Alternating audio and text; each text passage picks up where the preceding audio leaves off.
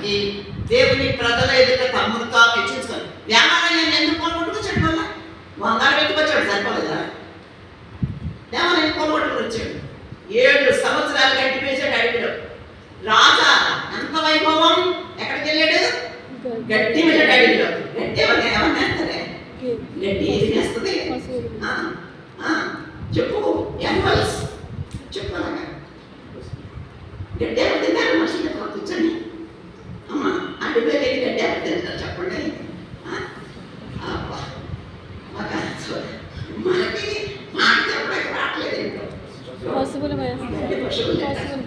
అర్థమైందా? మనం తినాలి అంటే మనం పండించుకొని కాలువలు వేసుకుని తింటాం. గట్టి తిన్నాడు. ఎన్ని సంవత్సరాలు తెలుసా? 7 కాలంలో ఇక్కడ రాయబడింది. 7 సంవత్సరాలు. మీకు అర్థమవుతున్నా? 7 రోజులు కాదు, 7 సంవత్సరాలు. మన దేవుడు ఆనాటి దేవుడు నేటికి సజీవుడే. దేవుడు ఇంత పెద్ద విగ్రహం పుట్టే మీరు అందరూ మొక్కండి అన్నప్పుడు శద్రకు మేషక్ అబేద్నెగోల యొక్క సాక్ష్యం రాజు మార్చేసింది. అప్పుడు ఏమంటాడంటే ఆ అధ్యాయం చివరికి వచ్చేటప్పటికి శద్రకు మేషక్ అబేద్నెగోలు దేవుడే దేవుడు అన్నాడు.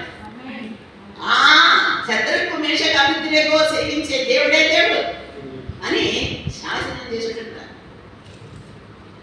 మనము మన సాక్ష్యం సరిగా కలిగి ఉంటే దేవుని నామం కనపరచబడుతుంది. దేవుని నామం రాజులు సైతం ఒప్పుకుంటారు, గనులైన వారు సైతం ఒప్పుకుంటారు మన సాక్ష్యం సరిగా ఉండాలి. ఈ మధ్యాహ్న సమయంలో పెద్ద భాగాన్ని